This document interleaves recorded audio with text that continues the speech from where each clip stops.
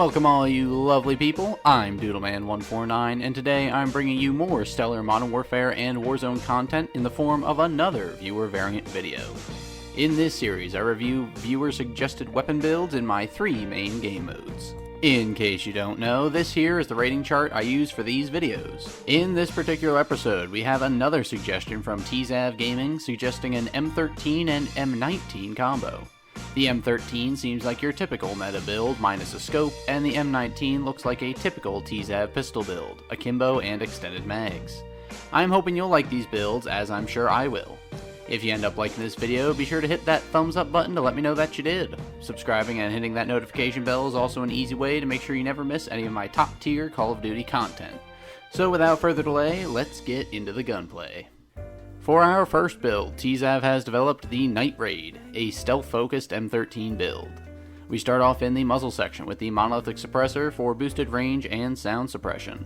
The Tempest marksman barrel boosts our range even further while also mitigating this weapon's already very low recoil, all at the cost of mobility. The TAC laser is next to boost our ADS speed and stability. 60-round magazines are a must with this weapon's high rate of fire. And the Commando foregrip keeps our aim and recoil more stable while slowing down our movement speed. When looking at TZAV's M19 build, named the P19, we start off in the muzzle section again, just like last time with the monolithic suppressor, and I'm sure we all know what that attachment does by now. The 5mW laser is next for greatly boosted hipfire control and sprint out speed. The akimbo perk is used to literally double our killing potential while forcing hipfire only. We max out our ammo capacity by using the 32-round extended magazines, and this costs us movement speed. The match grade trigger rounds this build off by improving our rate of fire and stability while hurting our hipfire control. Perks and equipment were also suggested for this class, so I'll just list them here. We start off with Perk 1 as Cold Blooded, seems to be his favorite in order to avoid AI kill streaks and thermal scopes. Perk 2 is Ghost in order to be invisible to heartbeat sensors and UAVs.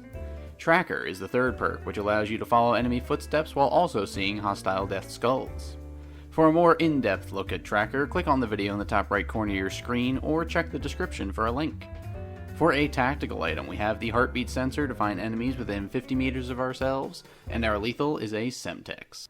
I figured I'd end up liking this M13 build, as I do enjoy this weapon despite its lower than average damage. It was Freaky Haircut's initial best weapon, and despite his lack of using it, I still feel it's his best when he's using it. Night Raid is an excellent build for core domination.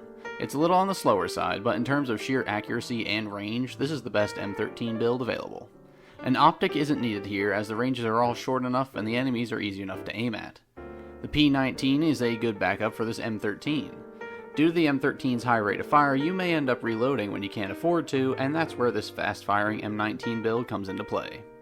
Very similar to his M19 build offered to me, TZAV's P19 is a hipfire monster that can eliminate foes from much further than you should be able to.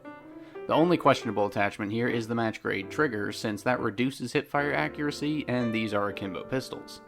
Cold Blooded was best for avoiding VTOLs, as I never really saw anyone using thermal sights. Ghost fits with the whole stealth build idea in general, and Tracker is just my favorite third perk option, as I can effectively hunt my foes and stealthily end them. The heartbeat sensor is a little bit of a poor choice for core domination, so I would have preferred stuns or flashbangs. I'm a Semtex junkie, so you know that'll get some points for me right there. For core domination, TZAV's Night Raid class gets itself an 8 out of 10. When it comes to stretching out the range of the battlefield, Night Raid still holds up.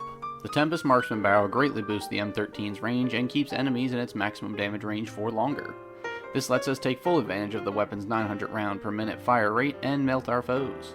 In terms of getting on target and staying there, the TAC laser works well with the Commando foregrip to boost ADS speed and keep our aim super stable for long range enemies. The P19 was admittedly less useful in ground war, but it's still great for killing enemies while on a ladder, because no one ever expects it. There are certain interior areas that the P19 can work in, but it's mostly going to be used as a last resort backup in those areas. Cold Blooded was more useful here, as more people are using thermals on ground war, and ignoring VTOLs is still great. Ghost allowed me to easily flank enemy battle lines, and honestly, Tracker was a bit much since there ended up being 32 sets of footprints instead of just 6, so sometimes I got lost in the shuffle. Heartbeats are more useful here as people tend to hold buildings, so knowing a building is occupied before entering is a great way to increase your survivability. Semtexes are multi-purpose here as they do adequate vehicle damage while still being a great anti-personnel weapon. For Ground War, this M13 and M19 combo earns itself a 7 out of 10. When it comes to Warzone, this is essentially the best M13 available minus a scope. As I said before, the scope isn't really needed, as I'd rather have the boosted accuracy over a boosted zoom any day. The 60 round mags are a must here because the M13's lower damage and its super high rate of fire. Having a suppressor immediately makes this build viable for real Warzone and not just plunder, so this is an actual solid build for getting dubs. The P19 is probably the second best pistol option in this mode, second only to the Psychov, because of its high rate of fire and still solid damage. I still don't prefer akimbo weapons because of their inconsistency, but this backup isn't terrible for this mode. Cold-blooded was basically useless as no one runs thermals in Warzone anymore. Ghost is a staple and is a great choice. Tracker can certainly be useful for fights inside buildings or for spotting enemies you may have otherwise unwittingly run into. The heartbeat sensor is my bread and butter for Warzone along with Semtexes, so the equipment is just what I would have wanted. This class racks itself up a 7 out of 10 for Warzone and Plunder. As I stated in my last TZAV.GAMING viewer variant video, I would be evaluating primaries and secondaries in the class as a whole in order to more streamline the reviewing process and not take up more time on either of our ends. The Night Raid P19 class was a blast to use. The M13 is always fun for me as it's on the opposite end of the spectrum from my SCAR, so seeing both sides gives me a better appreciation for weapon balancing. The Night Raid M13 build was super accurate, fairly snappy, and had plenty of spam power from multiple enemies. Its strongest arena was definitely core domination, but I still performed admirably in Ground War and Warzone. The P19 was definitely best in core domination as well, steadily becoming less effective as ranges got more extreme. Although, shooting from a ladder is still something I'll always advocate for.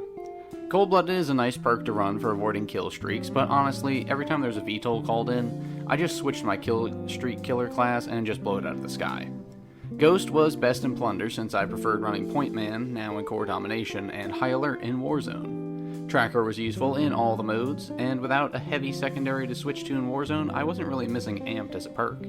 The equipment was just my basic Warzone kit, so that was preferred. For a final rating, TZAV's M13 and M19 class gets itself a 7.5 out of 10. I didn't want it to just be a 7 as it's good everywhere, but I also felt it wasn't as up there to get an 8 overall.